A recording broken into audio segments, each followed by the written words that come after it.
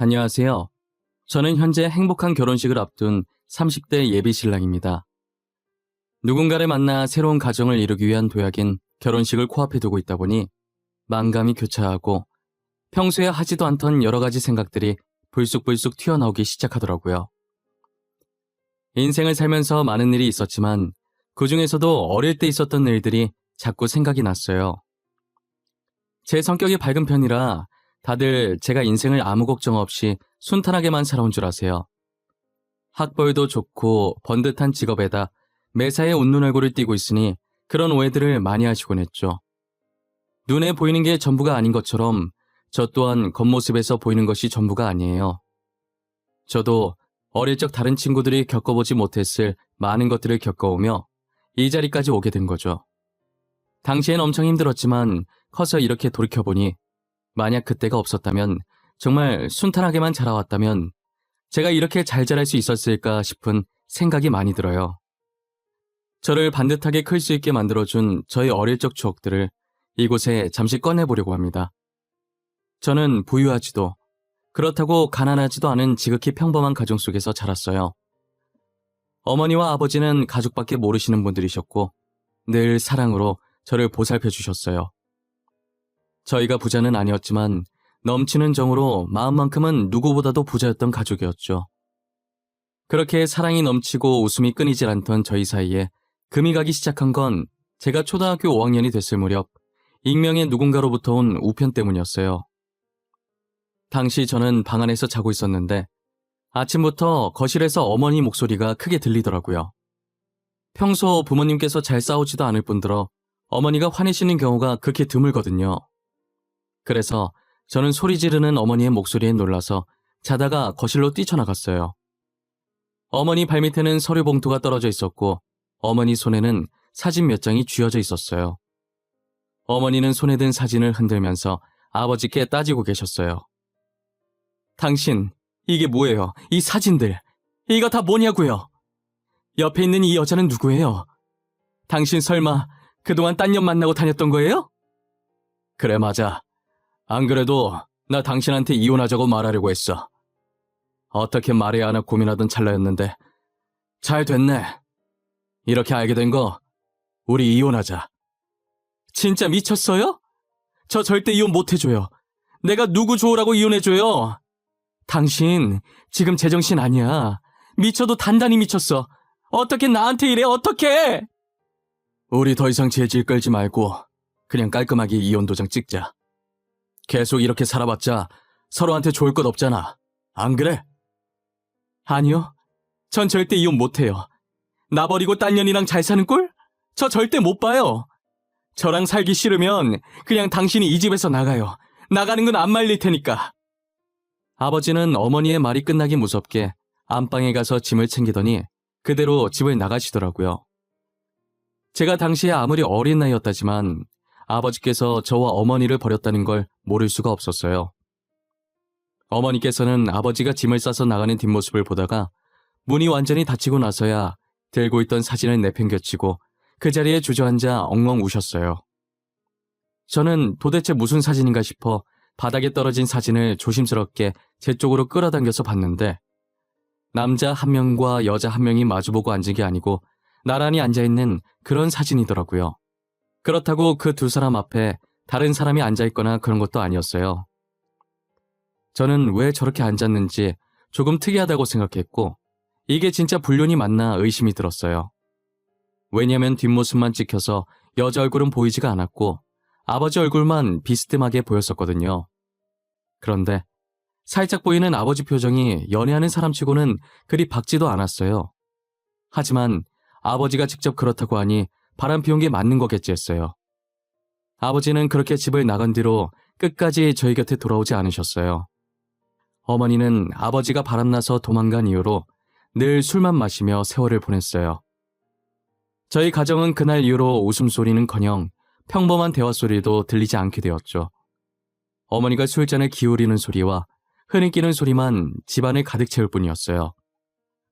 술만 드시는 어머니는 하루하루 말라가기 시작하셨고 저는 그런 어머니가 걱정되기 시작했어요.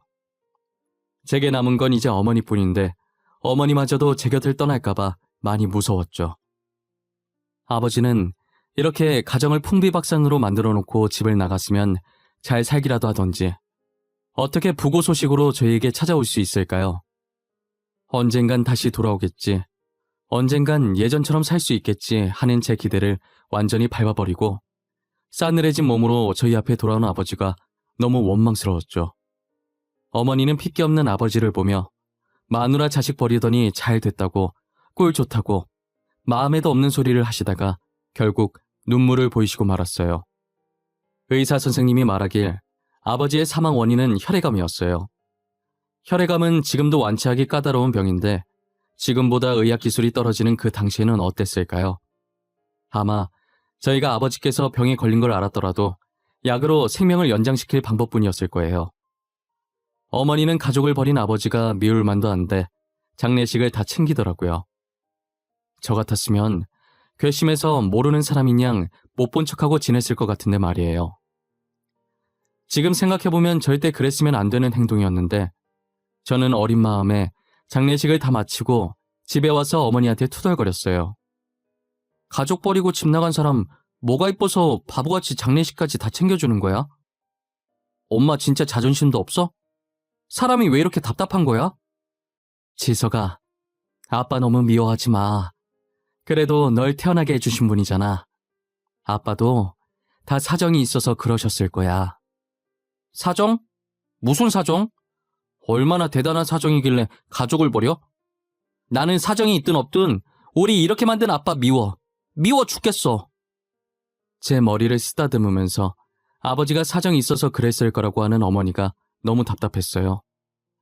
더는 어머니 말이 듣고 싶지 않아 먼저 제 방으로 들어가 버렸죠. 제가 방으로 들어간 뒤로 어머니는 아버지 사진을 보며 울고 술만 마셨어요. 어머니의 흐느끼는 소리만 한참 들리다가 누군가 저희 집 벨 누르는 소리가 들리는 거예요. 어차피 어머니는 오느라 정신이 없을 것 같아서 제가 나가서 확인했는데 평소 저희 부모님과 친했던 아버지 동네 친구분이 찾아오셨더라고요. 저희 집에 자주 오셨던 아저씨라 저와도 친한 사이였어요. 아저씨는 문 열자마자 저를 안아 올리고선 어머니부터 찾았고 제 손끝이 향하는 곳을 보더니 그러고 있을 줄 알았다는 듯 한숨을 쉬고 어머니께 다가가시더라고요. 저를 내려놓고 손에 들려있던 비닐봉지에서 치킨을 꺼내 어머니 앞에 내밀었어요. 아저씨는 억지로 어머니 손에 치킨을 들려주셨고 곧이어 제 손에도 치킨을 쥐어주셨어요. 저는 치킨을 맛있게 먹었고 어머니는 가만히 쥐고만 계셨어요. 아저씨는 전혀 먹을 생각이 없어 보이는 어머니께 치킨 먹기 전까지 안 간다고 말하셨고 정말 안 나갈 요량으로 버티고 계시자 어머니는 한숨을 쉬더니 어쩔 수 없이 드시기 시작하셨어요. 그리고 아저씨께서는 제 머리를 쓰다듬으시면서 어머니 많이 힘들 거라고 장남인 제가 어머니 좀 잘 보살펴달라고 하시더라고요. 어린 저한테 이런 부탁해서 미안하다고 하시면서요. 아저씨는 그 뒤로도 저녁 먹을 시간만 되면 저희 집에 오셨었어요. 아마도 회사에 출근하고 퇴근을 저희 집으로 하시는 것 같았어요. 와서 늘 어머니와 저의 저녁을 챙겨주시고 어머니의 술친구도 되어주셨죠. 그러다 아예 저희 집 옆으로 이사까지 오셨더라고요. 아무래도 셋이 많이 친했던 사이라 술만 마시는 어머니가 걱정되던 모양이었어요. 그래도 아저씨가 계속 어머니 상태를 확인해 주시는 덕분에 어머니는 술을 많이 줄이셨고 제가 학교 가고 없는 동안에 혼자서 밥도 드시기 시작하셨어요. 항상 저녁을 아저씨와 함께 먹어서 이젠 아저씨가 없으면 허전할 것 같았어요. 아무래도 바로 옆집에 사시니까 저녁 먹고 늦게까지 저희 집에서 놀다가 돌아가셨어요. 그리고 어머니께 저를 봐서라도 정신 차리고 새 출발하라는 조언도 잊지 않으셨죠. 어머니께서는 아저씨의 잔소리가 듣기 싫어서라도 일을 해야겠다며 일을 다시 시작하셨고 아저씨는 늘 어머니와 제 옆에서 지치지 않게 응원해 주셨어요. 그리고 아버지가 없던 제겐 늘 아버지와 같은 존재였던 분이셨죠. 항상 저희 집에 올 때 빈손으로 오신 적이 없으셨고 적은 돈이지만 제게 용돈을 주시곤 하셨었어요. 학교를 다니면서 아버지가 필요한 순간이 찾아오면 언제나 아저씨께서 아버지 대신 나타나 주셨죠.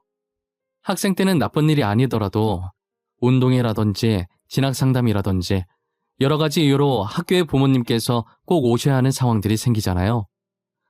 저는 어머니께서 일을 하셨기 때문에 학교에 올 수 없어서 늘 아저씨께 부탁을 했었어요. 어머니는 투잡, 어쩔 땐 쓰리잡까지 뛰어가면서 돈 벌기 위해 바쁘셨고, 아저씨는 회사를 다니셔서 잠깐 짬내서 저희 학교에 올 수 있으셨거든요. 처음에 어머니가 아닌 아저씨가 제 학부모로 학교에 왔을 땐 놀랐었어요. 아저씨도 놀란 제 얼굴을 보더니 웃으시며 말씀하시더라고요. 아저씨가 와서 놀랐니? 지금 엄마가 바빠서 학교에 못 온대. 아저씨 보고 대신 가달래. 주혁이, 엄마 기다리고 있었는데 아저씨가 와서 싫은 건 아니지? 아니에요. 저는 아저씨가 와서 더 좋아요. 그럼 오늘 아저씨가 제 아빠 해주시는 거예요? 저는 아저씨가 계속 아빠 해주면 좋겠는데.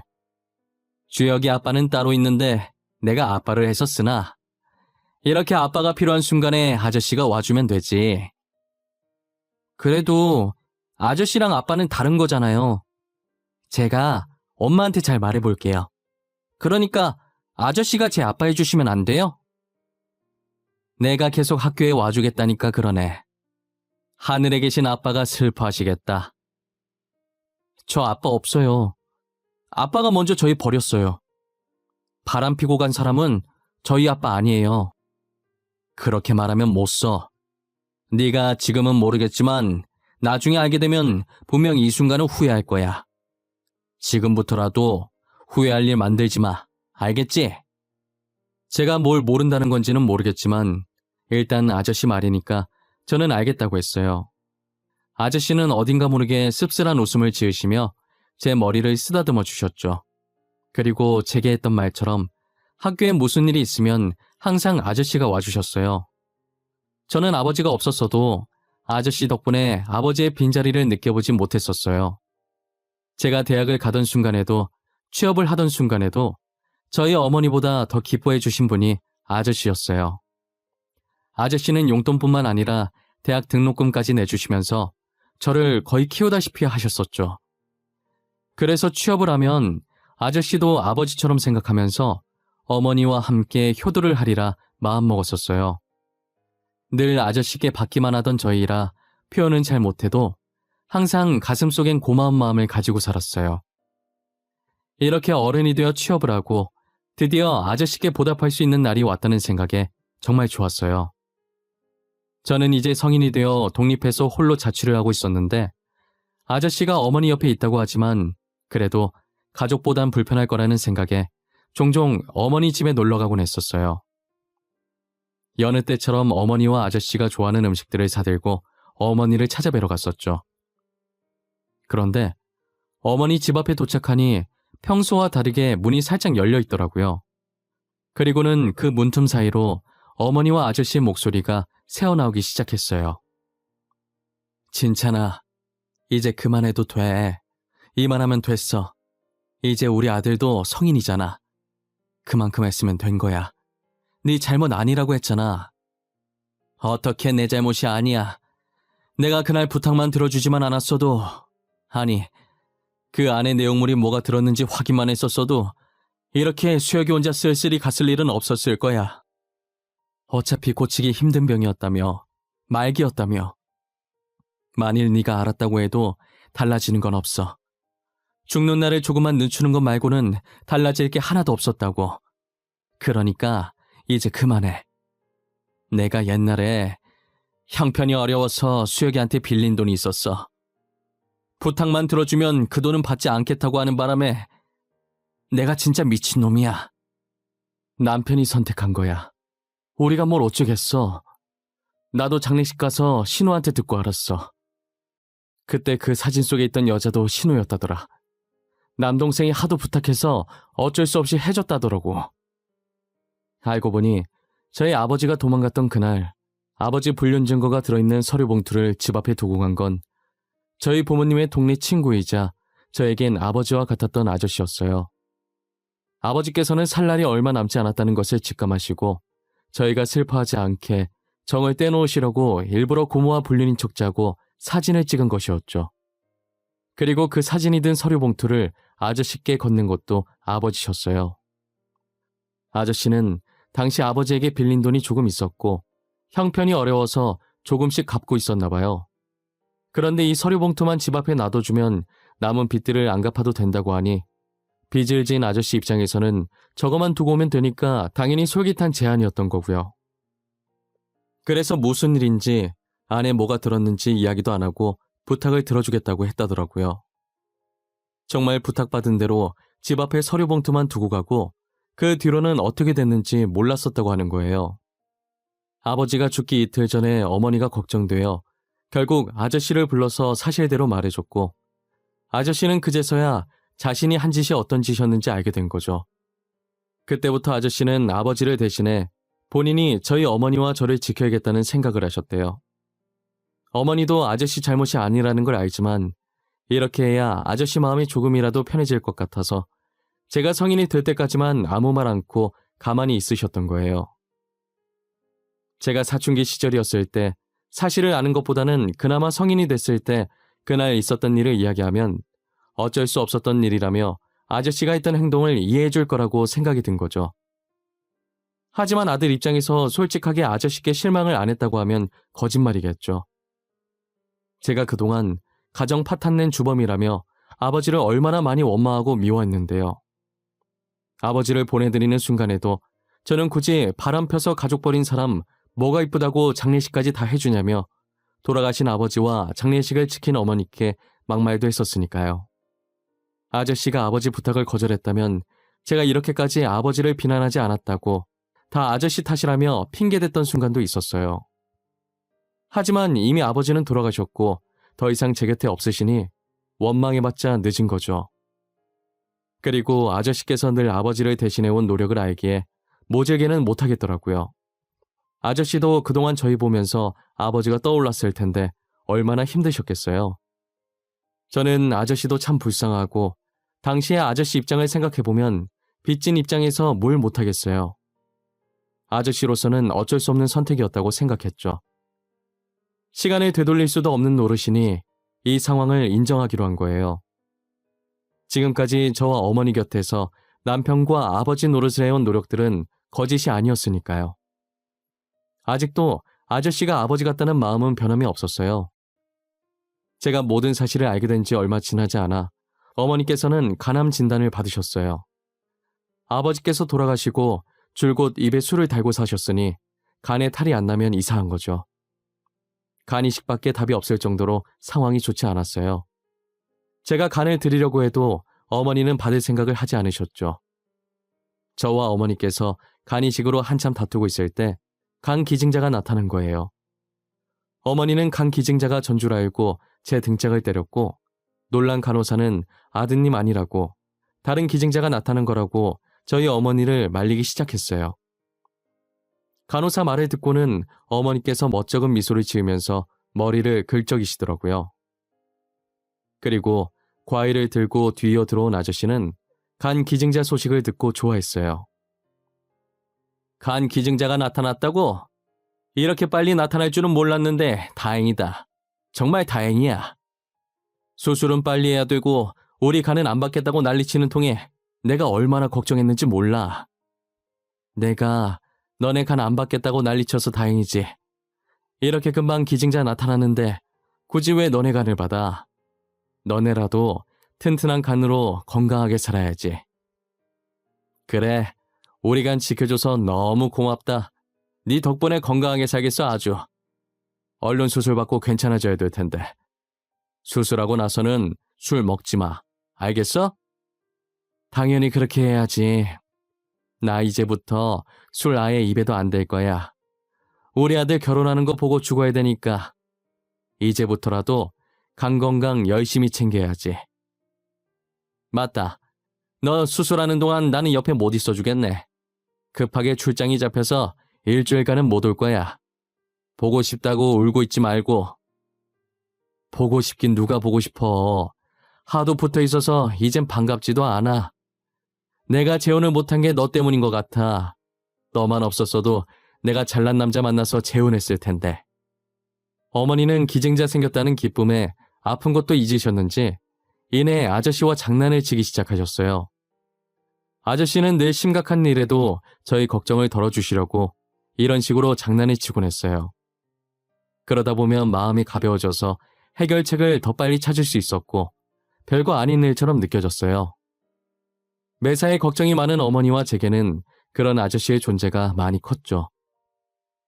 어머니의 수술날 말씀처럼 출장에 갔는지 아저씨께서 보이지가 않았어요. 저희 얼굴은 안 봐도 전화는 바로바로 받으셨던 분인데 전날부터 전화도 안 받으시더라고요.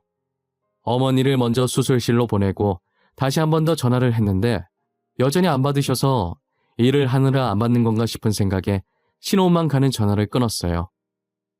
전화를 끊고 앞을 봤는데 어머니께 간을 기증한 사람으로 보이는 환자가 뒤이어 수술실로 들어가려고 준비 중이더라고요. 저는 무심결에 침대 위에 환자 얼굴을 쳐다보게 됐는데 굉장히 낯익은 얼굴이 침대에 누워있는 거예요. 저를 발견하고 살짝 미소를 띈 그 환자는 저희에게 출장을 간다고 했던 아저씨였고 제가 무어라 말을 꺼내기도 전에 수술실로 들어가 버렸어요. 간을 안 받겠다고 난리치는 어머니 몰래 아저씨께서 간 검사를 받고 익명으로 간 이식을 해주신 거죠. 아저씨는 아버지께 진 빚을 갚기 위해 저희 옆에 붙어 계셨지만 저희를 향한 마음은 자신의 간까지 망설임 없이 내어줄 만큼 진심이셨어요. 다행히 두 분의 수술은 성공적으로 끝났고 회복도 빠르고 좋았어요. 어머니께서는 나중에 아저씨께서 간을 기증해 주신 걸 알고서는 간호사에게 간을 다시 꺼내달라는 말도 안 되는 소리를 하셨고 아저씨는 기가 찬다는 표정으로 보고 계셨어요. 그 모습을 가만히 지켜보는데 어머니도 혼자시고 아저씨도 결혼을 안 하셔서 혼자라 남은 인생 두 분이서 이렇게 장난도 쳐가면서 같이 지내면 어떨까 싶더라고요. 그래서 진심 반 농담 반 담아서 같이 살면 안 되냐고 여쭤봤어요. 두 분은 언제 봐도 사이가 참 좋아. 맨날 저렇게 싸울 것처럼 장난은 치는데 안 싸우잖아. 이참에 둘이 같이 사는 거 어때요? 어차피 아저씨 우리 엄마 집에 퇴근하잖아요. 차라리 욕을 해 이거사. 어디서 말 같지도 않은 소리야. 내가 매번 얘 저녁상 차리는 것도 귀찮아 죽겠는데 같이 살면 아침도 차려줘야 하잖아. 너도 아침 먹잖아. 거기에 숟가락만 하나 더 얹어주면 되겠구먼. 누가 보면 상다리 부러질 정도로 차려주는 줄 알겠어. 아저씨도 괜찮아 하시는 것 같은데 그냥 살림 합쳐요. 둘 다 이제 나이도 있는데 혼자보단 둘이 낫지. 안 그래요? 제 말에 아저씨는 싫은 눈치가 아니셨지만 어머니는 조금 고민이 되는 눈치더라고요. 그래서 제가 몇 번 푸시해줬고 어머니께서는 골똘히 생각해 보시더니 아저씨랑 살면 심심해할 것 같진 않다고 하시면서 괜찮은 반응을 보이셨어요. 저는 어머니 생각이 바뀌기 전에 얼른 몰아붙여야겠다는 생각에 그 뒤로는 두 분 혼인신고를 재촉했고 결국 제 성화에 혼인신고를 하시고 살림을 합치셨어요. 제 예상대로 두 분은 티격태격하시면서도 재미나게 사시더라고요. 고향 친구라서 그런가 말도 잘 통하시는 게 진작에 잘되게 밀어드릴 걸 그랬다고 조금 후회했어요. 이제라도 쓸쓸하지 않게 남은 인생 지금처럼 싸우지 않고 재미나게 보내셨으면 했죠. 이제 어머니 옆에는 아저씨가 계시니 저도 안심하고 장가를 가도 될 것 같더라고요. 그래서 여자친구를 집에 데리고 와 인사를 드렸는데 어머니께서 너무 마음에 들어 하시고 처가댁도 저를 마음에 들어 하셔서 얼른 상견례 잡자고 하는 통에 상견례까지 속전속결로 끝냈어요. 하지만 여자친구가 인사를 드렸을 때도 상견례 때도 아저씨께서는 같이 오시지 않으셨어요. 아무래도 제 친아버지가 아니기 때문에 자신이 그 자리에 가는 것은 예의가 아니라는 생각을 했나 봐요. 저는 계속 그것이 신경 쓰였고 고민을 하다가 청첩장을 들고 아저씨께 다가갔어요. 아저씨, 저 청첩장 나왔어요. 제 결혼식에 와주실 거죠? 저는 아저씨께서 저희 어머니 옆에서 제 결혼식을 지켜봐 주셨으면 좋겠어요. 주여가, 내가 감히 네 엄마 옆에 있어도 될지 모르겠어. 특히나 결혼식같이 좋은 날은 더더욱 말이다. 그런 말씀이 어딨어요. 두 분 이제 부부잖아요. 부부는 같이 있어야죠. 제 결혼식 때 꼭 두 분 나란히 앉아 계셨으면 해요. 제 부탁이에요. 아버지. 아버지. 내가 감히 너한테 아버지라고 불려도 되는 건지 모르겠구나. 너도 알잖아. 내가 너네 가족한테 무슨 짓을 했는지 말이야. 저희는 괜찮아요. 이미 지난 일이고 다 잊은 지 오래예요. 그러니까 아버지도 이제 과거는 그만 잊으세요.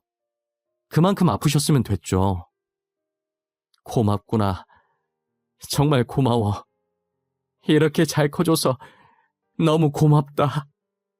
제가 아버지라고 부르자 아저씨는 두 눈이 커지더니 이내 눈물을 흘리시더라고요. 저는 여전히 과거에 갇혀 사시는 것 같은 아저씨가 너무 안쓰러웠어요. 이제는 그 짐을 내려놓아도 된다고, 행복해져도 된다고 몇 번이고 말씀드렸죠. 아저씨는 제 손을 잡고 연신 용서해줘서 고맙다고 하셨어요. 그리고는 청첩장에 제 아버지 부분에 적힌 자신의 이름을 보고 울면서 손으로 매만지셨어요. 아저씨는 믿기지 않는지 한동안 청첩장에서 눈을 떼지 못하셨어요. 저는 아직 대답 못 들었다고 결혼식에 어머니 옆에 계셔달라고 다시 한번 말했죠.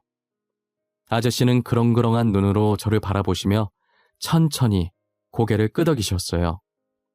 고맙다고, 그리고 항상 어머니 잘 챙겨주셔서 감사하다고, 앞으로도 잘 부탁드리겠다며 어색하지만 아저씨를 살짝 안아주었어요. 아저씨도 자신이 더 고맙다며 제 등을 두드려 주시더라고요. 그러더니 갑자기 저한테 같이 갈 곳이 있다고 일어서시는 거예요. 얼떨떨한 기분으로 아저씨를 따라 도착한 곳은 납골 땅이었어요. 여긴 무슨 일로 왔나 했더니 저희 아버지가 잠들어 계신 곳으로 저를 데리고 가시더라고요. 저는 친아버지께서 바람나 도망간 줄만 알고 한 번도 오지 않았었어요. 처음으로 아버지의 유골함과 마주하니 괜시리 미안해지더라고요. 아저씨는 유골함을 보시며 담담하게 제 결혼 소식을 전했어요. 처음이자 마지막 결혼식에 아버지 자리가 공석이면 안 되니 그날만 자신이 아버지 하겠다고 하시면서요. 자격 없는 거 알지만 한 번만 하겠다고 허락받으러 온 거라고 하시더라고요. 그러다가 저를 앞으로 세우시면서 그동안 못했던 말 하고 나오라고 하시면서 먼저 자리를 뜨셨어요. 아마도 저를 여기로 데리고 온 것은 본인 때문에 친아버지를 등진 저를 위한 배려였던 것 같아요. 허락받으러 왔다는 핑계 삼아 저와 아버지를 만나게 해주려고요. 저는 처음엔 진짜 듣고 계실지 무슨 말을 해야 할지 입이 떨어지지 않더라고요. 어떻게 말을 시작할까 하다가 아버지께 미안한 감정밖에 들지 않아서 미안하다는 말만 반복했었어요. 그동안 오해했었다고, 찾아오지 못해서 미안하다고, 엄마는 잘 지내고 있다면서 그간 있었던 일을 빼먹을까 싶어 천천히 이야기하기 시작했어요. 그리고 더 이상 저희 걱정하지 말라고 아저씨께서 잘 챙겨주시고 있다고 했죠. 말하면 할수록 마음이 고요하고 편안해지는 것이 정말 아버지께서 제 말을 듣고 있는 것만 같았어요. 계속 미안한 마음이 응어리져 있었는데 이렇게 아버지를 만나서 이야기를 나누니 속이 시원해졌어요. 저는 납골 땅에서 나와 저를 기다리고 있는 아저씨께 일부러 데리고 오신 거 안다고 감사하다고 했어요. 아저씨는 살짝 웃으시면서 자기 마음 알았으면 앞으로는 아버지 납골 땅에 자주 들리라고 하시더라고요. 친아버지랑 화해시켜 주셔서 감사하다고, 아저씨 말처럼 앞으로는 자주 오겠다고 다짐했어요. 지금도 특별한 날이 아니더라도 시간 날 때마다 아버지 납골 땅에 자주 가요. 여자친구를 데리고 가서 며느리라고 소개시켜 준 적도 있고요. 아직 살아계셔서 제 결혼식을 보신다면 얼마나 좋아하셨을까 싶어요. 아마도 지금 아저씨처럼 매일 청첩장만 보면서 입이 귀에 걸려 있으실 텐데 말이에요. 저는 어머니와 아저씨가 잘 지내는 모습을 보면 지금 이대로도 괜찮다는 생각이 들어요. 어쩌면 이 둘을 아버지께서 일부러 이어주신 게 아닌가 싶기도 하고요. 저도 여자친구와 결혼하면 어머니와 아저씨처럼 잘 지내보려고 합니다. 저의 긴 이야기는 여기까지입니다. 제 이야기를 들어주신 모든 분들께 감사하다는 말씀을 드리고 싶고 늘 건강하고 행복만 가득하시길 빌고 또 빌겠습니다.